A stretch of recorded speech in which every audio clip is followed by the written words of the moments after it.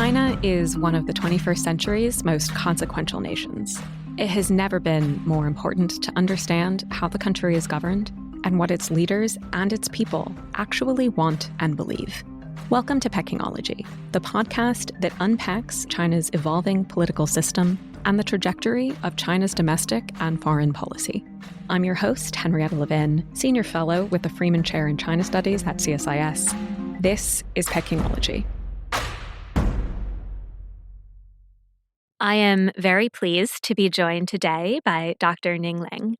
Ning is an assistant professor of political science at Georgetown University, as well as a Wilson Center China Fellow, and the author of a very new book called Politicizing Business: How Firms Are Made to Serve the Party State in China. Ning, it is great to see you, and thanks for coming back on Pekingology. Thank you so much for having me. We like to start all of our episodes with a personal question. And you already talked a bit about your background when you were last on Pekingology all the way back in 2021. For our newer listeners, I'm hoping you can still remind us how you originally became interested in studying Chinese business and politics, how you realized this was the book that you needed to write. But also, I want to make sure our older listeners learn something new. So for this book, you conducted over 200 interviews in 15 cities across China. So I'm hoping you can also tell us which city was your favorite. I was born and raised in China, so I'm naturally interested in China. And then I was a business consultant for a while, so I got interested in business. So China and business became my focus in my PhD studies. In all of my fieldwork in China, I would say my favorite sites are in southwest China, so Guizhou province and Sichuan province, partly because the food there was so spicy and great. That is a great reason. My first trip ever to China, knowing almost nothing about China, was to middle of nowhere Guizhou. And I think it's how I ended up here as well, because it's a beautiful part of the world. So to dive into the book, you start off by saying that firms are considered an integral part of the Chinese political system, which is a really interesting observation. And with that in mind, how would you characterize the relationship between politics and business in today's China? I think in China, ever since 1978, the party state never gave business in China real autonomy. So they have, over the years, enhanced the business autonomy of business, meaning they have really curbed economic predation over time, but they never really, and couldn't probably, have meaningful commitment to curb their political predation on business. The state very much sees business as part of the political system and should serve the Chinese political system. You mentioned also that those trends, the relationship between politics and business, has characterized the Xi era, but it also precedes Xi significantly. So, can you help us understand how this has evolved over time? So China's economic reform started in 1978. And then under Deng Xiaoping's rule of China, there were two waves of nationwide crackdown on the entire private economy. Both of them is because Deng believed that the private entrepreneurs are becoming too rich, too organized, they might impose a threat to the regime. And then back then, the crackdown was in the form mostly of arresting and prosecuting private entrepreneurs with crimes that are now no longer a crime, they're decriminalized. And then after 1992, CCP wrote into China's constitution that the private economy is very much part of China's socialist market economy. And then the private economy in itself gained legitimacy. And then the crackdown became sector-wide. So every once in a while, in different localities, you will see local governments, sometimes national government, go in and crack down on different private sectors.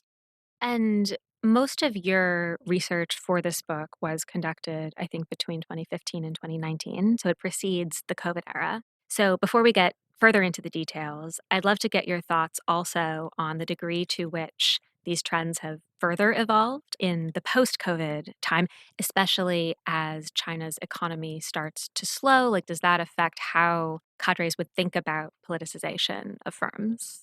My observation is they're probably entrenching politicization now. So, for example, I know that after COVID, the private companies now actually have a new political service, which is to increase employment size to help the state solve unemployment crises.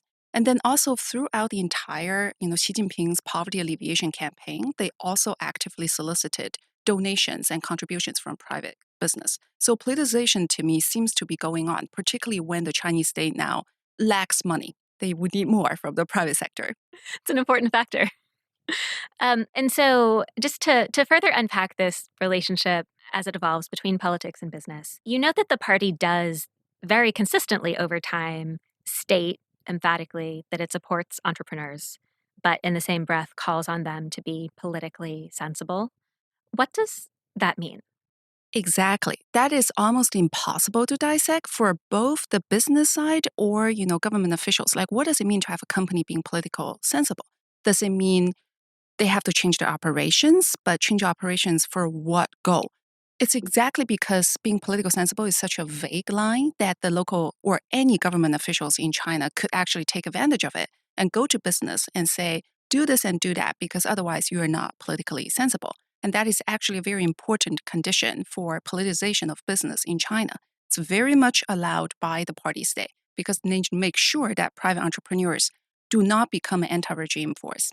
And do you think that that ambiguity in the guidance the party provides to firms on what is acceptable, do you think that the value for the party of that ambiguity is creating flexibility for the party to intervene with firms however they deem is necessary? Or is it intended to ensure the firms feel to some degree insecure?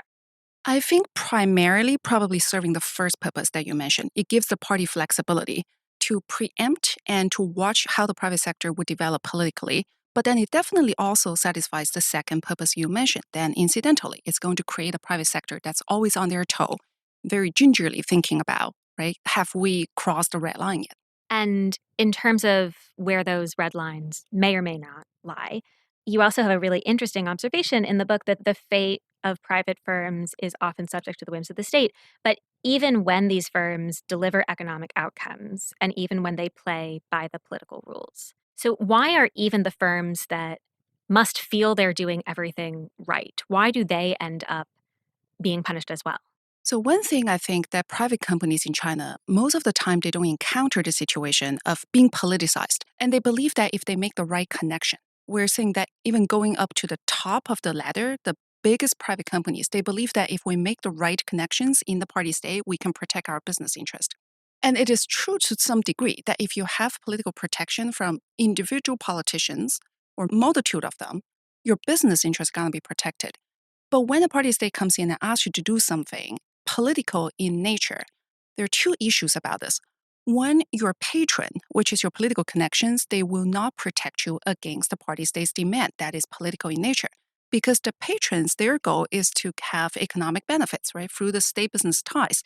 They are not trying to fight the party state along with their business partners. And so the patrons will not be there to protect business when it's political, when politicization steps in. And the second thing is that for business, politicization, meaning providing political services to the party state, is a very different type of corporate political activity. It's an activity unlike lobbying, unlike associational activities, unlike corruption.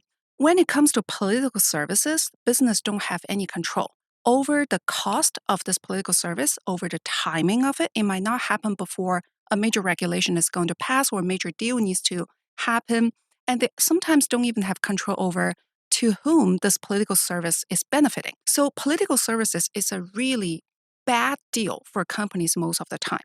And so when they are asked to provide political services, when the costs become too high, they start to resist it. And when they resist it, their patrons are not gonna protect them. And so party state and the business conflict start to deepen. And then we see sometimes private business lose out and exit in this as an outcome.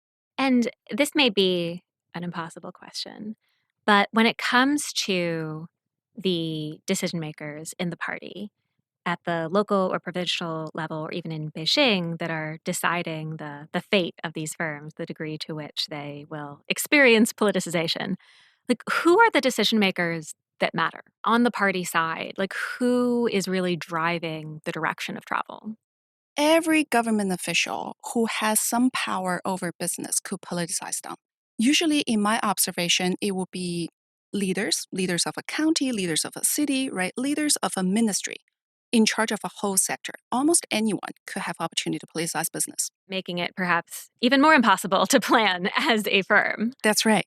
In that same spirit, I thought it was interesting that you identified in the book that state encroachment has affected almost impossibly wide range of sectors. This isn't about national security. This isn't even about economic security. If everything from gas stations to hog farms to admittedly rare earth minerals as well. So there are sometimes national security angles, but sometimes really not at all. So are there any sectors that are more or less safe that you've seen in your research from politicization? If there's one thing I learned is that any sector could become the subject of politicization. And that is a very scary finding when I realized that in the field, any sector. And it depends on what the party state wants or encourages at the time. And what are the factors that you see in how those decisions fall out? Which sector may come into focus for those looking to seek political gains from the private sector? So the two political services I describe in this book both have been under the radar so far in literature. One of them is called visibility projects. So this is when the party state issues new and ambiguous policy directives. For example, let's have clean air, let's have, AI and robotics industry. And that will be a window to open up politicization in different sectors.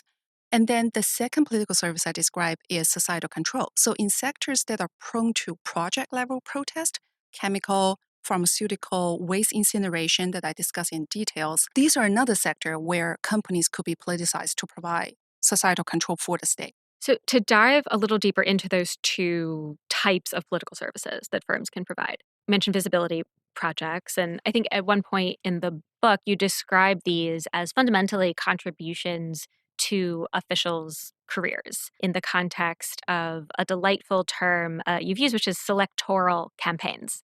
I'm hoping you can talk a little bit more about this idea of a selectoral campaign for a party cadre. What does a good selectoral campaign look like? Absolutely. Selectoral campaign is a play on electoral campaign. These government officials in China, they don't get to, stand out in an election, so they have to become creative. And the root cause of selectoral campaign is because the way the Chinese government officials are promoted, the entire evaluation system is actually quite fraud. Like there's a lot of fraud. There's a lot of, gaming, and then people don't know how to present loyalty, and so they have to invent selectoral campaign to stand out in another way. So a typical selectoral campaign will have media exposure. These government officials who are ambitious go onto TV, go to newspaper, and sing praises to their boss. That's the most important media exposure. There's office buying, which is recorded in the literature. And then they also launch visibility projects, which are these impressive, costly, more than necessary infrastructure building or public event organizing, such as a sports event or a festival, to show that we are very competent. Look what we can do and outdo everybody else in infrastructure. This is, by the way, why Chinese infrastructure tend to be, there's so many mega projects out there. Part of it is to help these government officials stand out. So, could we almost think of this kind of political service as an authoritarian analog to campaign donations in a democratic context, or is that unfair? That would be right. Yeah, I would say so. However, campaign donation in China is usually forced onto companies, and they don't have control on how much to donate, to whom to donate, at what time to donate. So that is the difference between in a democratic setting. It's a great point. Interesting to think about the authoritarian manifestation of the same kind of political phenomenon. And so then you also talk about the second type of political service, assistance with societal control. And I wonder how, you've done so many conversations with the firms themselves. How do they conceive of this responsibility, whether it's censorship, whether it's addressing protests in some way, either positively or negatively? Do they see this as a civic responsibility or something they're just stuck doing sometimes? How do they perceive it? It's something they have to do, and I don't think they view it from a moral point. I think they wish. So when they think about societal control, it could show up in the form of a bribe. So if they are the only company that could provide societal control for the state, they love it actually, because then in nature, this political service is like a bribe. I'm the only one who can give you this favor. I'll do it for you, and I expect you to reciprocate. And the state usually reciprocates. So that's good news for the companies. But what they don't like to do is when societal control is more like a regulation, meaning the entire sector, all of the companies in the sector have to provide societal control. So for example, internet censorship, surveillance, these are sectoral-wide societal control functions. When they're asked to do that, no company could actually stand out and distinguish themselves and say, we are the only one that is doing this service for the state. Everybody has to do it. It's like a regulation. So they're only paying the cost for societal control, but they're not reaping the benefits. In that sense, they don't like it. So it really depends on the nature of the political service. Well, to make this a little more concrete, I'm hoping we can dive into one of your really fascinating case studies, which looks at waste treatment companies and politicization. The second chapter of your book opens with a delightful passage about the world's most beautiful waste treatment plant. Can you tell us about that Jade City treatment plant? Yeah, so that one, the plant was actually a visibility project example. So the government wants an outsized wastewater treatment plant to showcase urban planning and environmental initiative. So the company was forced to open another new plant even when their old plant was not even working at full capacity. And they had no choice because otherwise they could lose the contract. So they eventually went out and built a beautiful plan, but without the necessary invisible components that will make it actually environmentally sustainable. So eventually, this is not a sustainable plan. Local residents go out and protest the plant, and the government gets the plant to pay them off. How does that go? Yeah, so in that case, whenever protests happen against a certain kind of project, so waste incineration project, we know people are worried about dioxin, NIMBY movement, right? So the government will go to the company and say, be my scapegoat or be my ally. When the protest is still small at scale and the government believe they could, prevent this protest of escalating, they will use appeasement strategy, which is to find a scapegoat. And the scapegoat here is the company. And the government will say, company, we're going to now punish you because the public is angry. We're going to shut you down. We're going to suspend your operation. We're going to fine you. Could be a big fine. We're going to give some of those fines as compensation to the residents. We want you to upgrade your, facilities and whatnot. A lot of cost increasing measures onto these companies. And private companies, this is where firm ownership start to make a key difference. Private companies are better scapegoats in China because private companies don't have institutional political capital like state-owned enterprises, the SOEs. So private companies usually will go along with all of these requests and say, we're going to take it, blame us, fine us, punish us, as long as we can still stay in this business. And private companies also could supply, manpower onto the street directly, against the protesters. And state-owned enterprises, SOEs, are less willing to be scapegoats because part of it is because they don't think they need to. They are part of the state institution. Why would they get blamed by, a local government somewhere? But state-owned enterprises are better to be the state's allies, meaning when there is a need for the state to suppress the protest with violence, police, semi-armed police force, it's much better to have a SOE on the state side because the SOE bring in political support from higher level governments to justify violent suppression. And so it depends on the local government's, prediction of how protests will go. They prefer to work with one kind of company or the other kind. And in general, they prefer appeasement. They don't want to go straight into suppression. And therefore, they would love to have private companies there to be the scapegoats. In all of the case studies that you evaluated, did you see any private companies trying to push back, trying to not accept blame when they were asked to do so? Not in this sector. Part of the reason is being a scapegoat brings these companies benefits. Like you swallow this bitter pill, you're going to be blamed. But then later, because this is, again, in nature like a bribe, right? You're the company, you're the one company that can do this for the government does reciprocate. And the reciprocation comes in different forms. Sometimes it could be subsidies, other times extended contracts, sometimes cheap land access, and other times, and most of the time, the government will say, okay, we have done all of these punishment on paper to you. Now we're going to turn a blind eye to your cost-saving operation. So in environmental sectors, such as waste incineration, the companies actually could indeed save cost, which is a very interesting dilemma. And the environment doesn't become better because they're saving cost. Dioxin increases. However, that's the state business dynamics.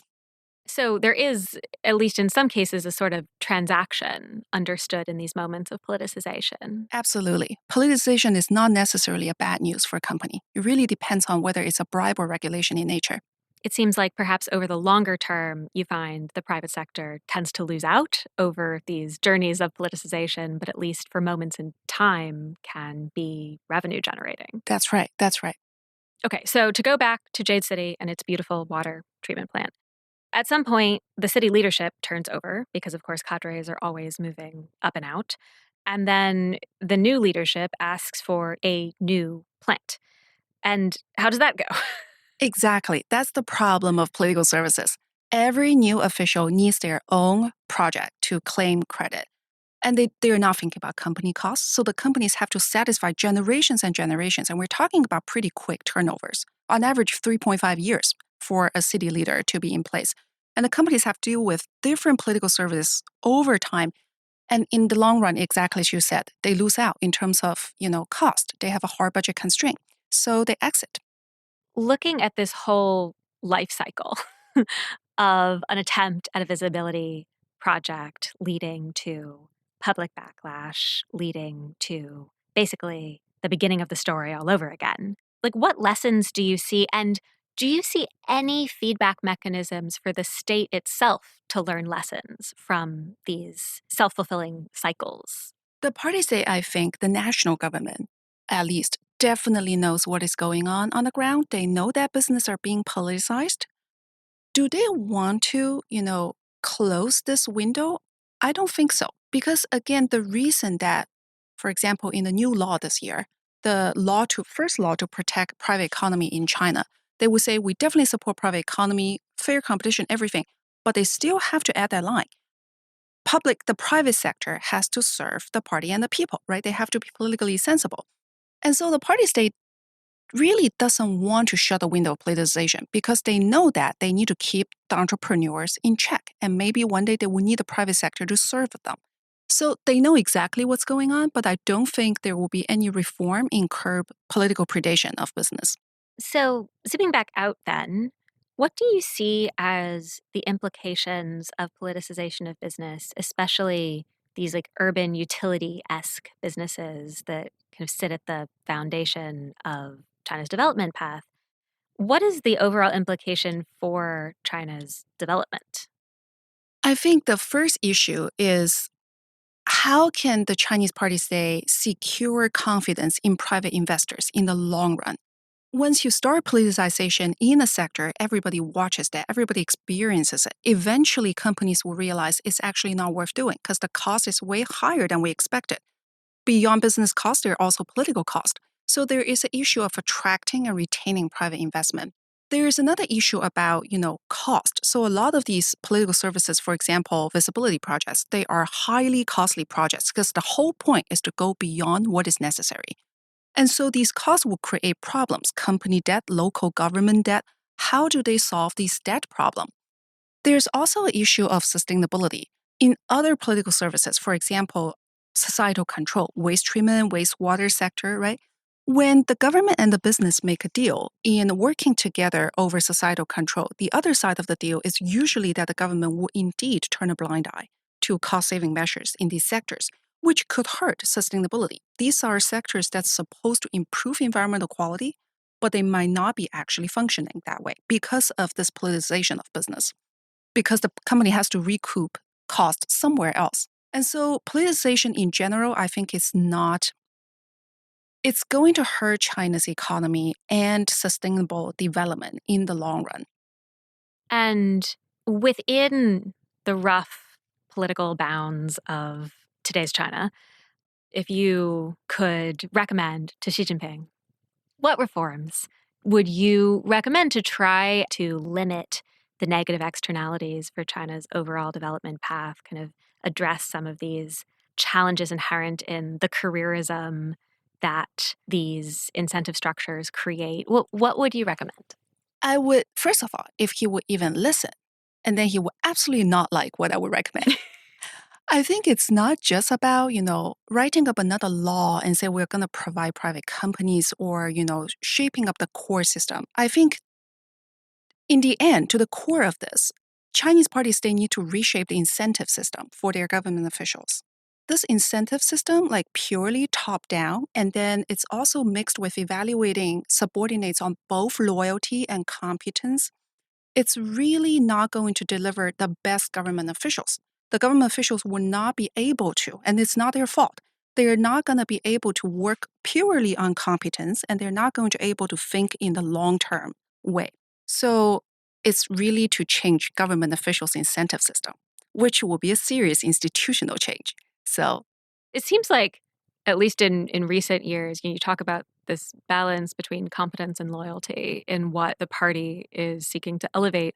I mean, it does seem like a greater premium is increasingly being placed on the loyalty side of that, which unfortunately seems to cut against your recommendation for some reason. Xi Jinping seems to be in a different headspace on this. But I wonder how you see that, or if you agree with that premise, and if you do, like how that may affect China's development over time in terms of the incentives that these local cadres are facing, potentially being increasingly stacked towards loyalty. Like, is there, when it comes to things like visibility projects, is there a certain type or nature of project that we might be seeing more of or less of as loyalty takes on this greater role in the incentive system?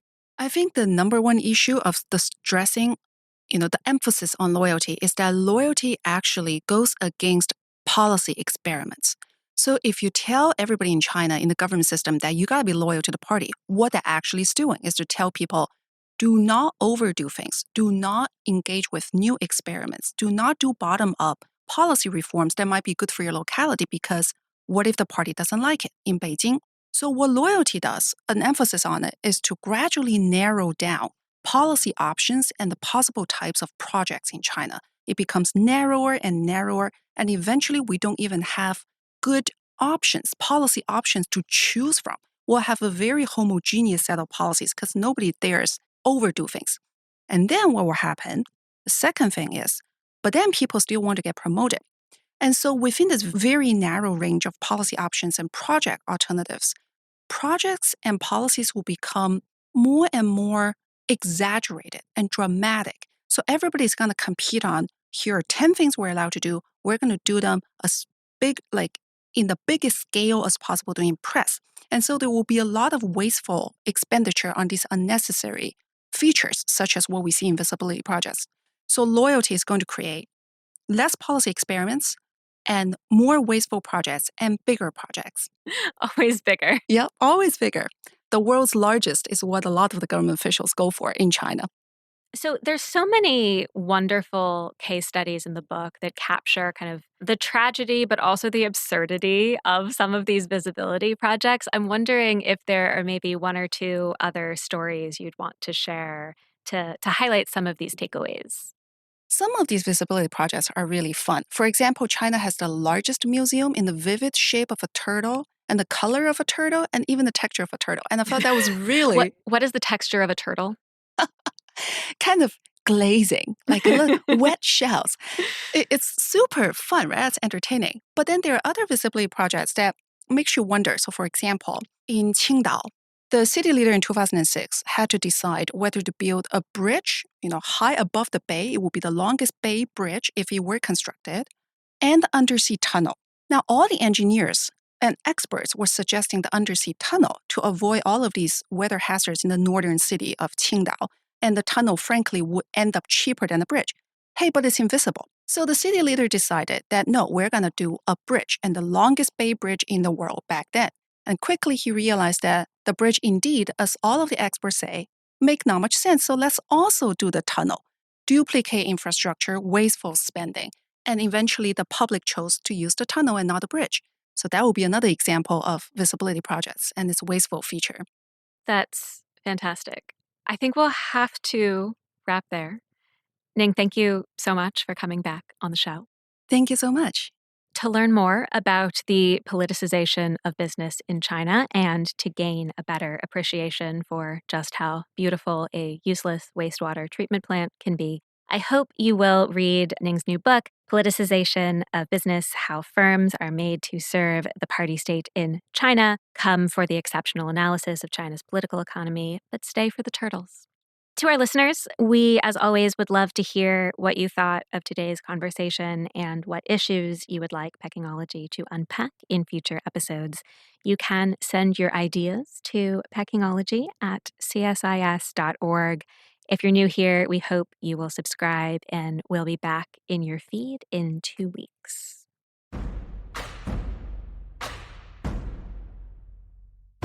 If you enjoyed this podcast, check out our larger suite of CSIS podcasts. From Into Africa, The Asia Chessboard, China Power, The Trade Guys, Smart Women, Smart Power, and more. You can listen to them all on major streaming platforms like iTunes and Spotify. Visit csis.org/podcasts to see our full catalog